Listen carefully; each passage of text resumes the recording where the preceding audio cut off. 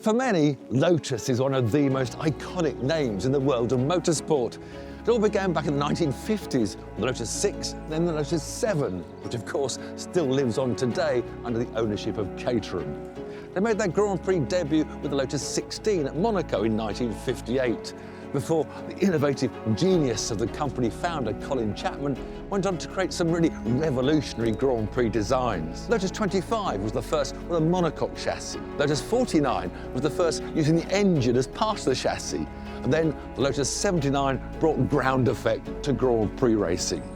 They went on to win 79 Grand Prix in the heydays of the 50s and 60s, taking 7 constructors' titles and 6 drivers' championships, before gradually fading away in 1994, some 12 years after Chapman died at the age of just 54. They didn't just make Grand Prix cars, they also made production single-seaters, including the multitasking Lotus 69, which appeared not only in Formula 3, but also Formula 2, and was actually turned into a Grand Prix car by one Canadian privateer. Plus, they also made the entry-level Formula Ford version. And this is my Lotus 69F.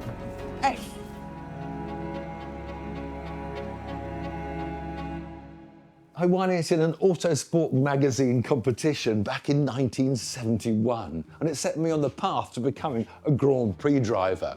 For 2.5 years, I learnt the ropes, towing it up and down the length and breadth of Britain behind a very tatty transit van. I did 90 races. I actually won 3 of them and had 22 podiums, plus 5 crunching crashes. I sold the car to an Austrian in a rather dodgy cash deal in a car park at a service station near Vienna, and by then it was no longer in the pristine condition you see now. I thought I'd never see it again. About 25 years ago, I'd heard it return to Britain, mainly as a box of bits, but it was completely restored to its original condition. And then, some 10 years ago, I bought it back. Completed the renovation by repainting it in exactly the colour scheme as it was when I won it. I've since raced it in some historic races, actually having a win at Thruxton some 40 years after I had my first ever win at the same circuit. But isn't she beautiful? But of course, Lotus didn't just make racing cars. They made wonderful road cars as well, from the Elan to the Esprit, the Elise, the Evora. And they also had designated numbers, just like the single-seaters. So please welcome the Lotus 131, better known as the Emira. Underneath me is pretty much the same bonded aluminium chassis as they had on the Evora, and indeed the same 400 horsepower, 3.5 litre supercharged V6 from Toyota right behind me.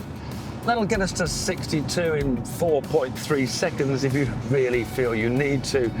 But to be honest, I'm finding these 0 to 60s all a bit tiresome nowadays, especially when the EV evangelists bang on about them. Well, let's face it, it's more about the whole driving experience that really matters. Tipping the scales at 1,475 kilograms, the Emira isn't exactly as light as a Lotus really should be, but then it's got a lot more comforts than Lotuses of old, but certainly not nearly as light as the brilliant little Alpine A110, which sadly is coming to the end of its days, as are those for the Cayman and Boxster Porsches, which are really the Emira's biggest opposition, as all 3 are going electric. Although times, they are a-changing, because Porsche recently announced that they are going to re-engineer the new Cayman EV chassis to take a petrol engine. To be honest, I know emissions do need to be kept strictly under control, but surely there could be some little leeway for limited production cars, like the Emira and the Porsches. I mean, presumably we're still going to be driving our petrol classics and our petrol motorbikes for a long time into the future. When it comes to cost, the Emira has slowly grown a bit more expensive than its rivals since it was launched, but I guess that doesn't matter now that they're both coming to the end of their lines. The entry-level 2-litre is now up to £80,000, and this V6 SE starts at £96,500. Although we're actually sitting in £117,795 worth of beautiful Lotus. You pay for what you want. I paid £2,000 for this brilliant green colour scheme. I paid £2,000 for me snazzy 20-inch black rims. And added another £1,500 for this lovely Napa leather and my careful sound system. I could go thousands of miles on this. You appreciate the luxury. I appreciate all the little boxes to fit things which a lot of sports cars don't seem to have these days. And of course, when it comes to driving, I like to stir up a gearbox. I like the fact that when I've accelerated and brake, I can blip the throttle when I change down. You get more driver enjoyment if you do the driving. I like it though. Since the start of the year, the DRIVETRIBE van has just been sat in the unit doing nothing while weeping away on other shoots. Now, after a few weeks of being stood still, the batteries died. No van means no videos. But not to worry, we've been using CTEK chargers for some time, but here I have something new. The CTEK RB 4000 booster, and with this I'll bring the van back to life. It's compact and easy to use, and if you're caught out in the middle of nowhere, you don't need to stress. This booster will give you instant starting power without the need of another vehicle. And like all CTEK products, it's built with smart safety features. Right, let's see what this thing can actually do. And we're off. If you want a booster you can rely on, the CTEK RB 4000 won't let you down. Check out the CTEK RB 4000 via the link below. And what a stunningly good-looking car this Emira is. It's almost like a baby supercar. And this one in particular looking splendid in its optional EOS green paintwork. EOS apparently being named after the goddess Eos, who was the goddess of dawn. I'm told that at certain moments at dawn you can see a flash of green light. However, what I love about the styling is these vents and air intakes. The vent that takes the air out of the radiator, flows it down the side of the car, then dives into the engine feed and the rear brake cooling. And I haven't bothered to add a great big huge racing wing bolted on the back to make it look exciting. We've just got this lovely flowing spoiler at the tail, underneath which is a reasonable amount of storage, enough for a couple of soft bags, and also it exposes the Lotus V6.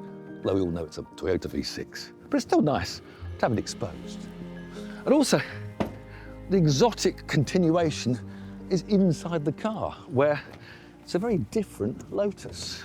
I mean, the big difference from previous Lotus is just, it's an upgrade in the quality wherever you look. I have to get my complaints in first. Does anybody ever make a round steering wheel anymore? But also the in-car info is not dominated by a huge screen that seems to be the style these days. Instead, a neat little screen, which works simply to my simple mind. There's always those things we should turn off before we're driving. So a quick display opening. Here we have it, lane departure warning. I don't think we want that. Disable. Then ESC. It's a summer's day. I don't really want ESC off. Press it once. Hold till we deactivate ESC. Hold it for a bit longer and ESC off. And we're back and ready to drive. There'll be a load of you out there now saying, oh yes, Lotus, loads of trouble, usually serious. Don't tell me you haven't been thinking that. Sure, half of you have. And okay, in the past, yes, that did apply to Lotus quite a lot. But you know, I feel this, it feels really solidly built. I've hit a pothole and the wheel hasn't come off. We've actually got an Emira at Thruxton that has done passenger driving experiences for 3 years and hasn't fallen apart yet. So maybe those days are finally disappearing. And it's not just the driving feel that seems so well sorted, just little touches like the pedals, the clutch, the brake, the throttle. They're exactly set right, so when I brake, I can then heel and toe easily. The gear lever is exactly the hand's width from the steering wheel that I think Colin Chapman always said a design had to be. One tiny problem. I tend to change gear with my hand on top of the gear lever, and these engraved numbers that were beginning to make my hand a bit sore. But also, of course, it's got modes. They all have modes nowadays. The modes on option here are Sport, that I'm in at the moment, or a tour. But there is a third mode, which I can't get down into unless I pull over, stop for a moment, enable track mode. All of a sudden, sounding very different. Now everything's sharpened up a little bit. It feels stiffer, more alive in my hands. You don't have to be on a track to have track mode. I've got a limited slip differential that comes as standard on this car to maximise my traction.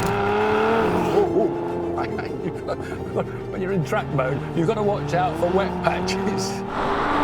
It's an absolutely joyful car to drive.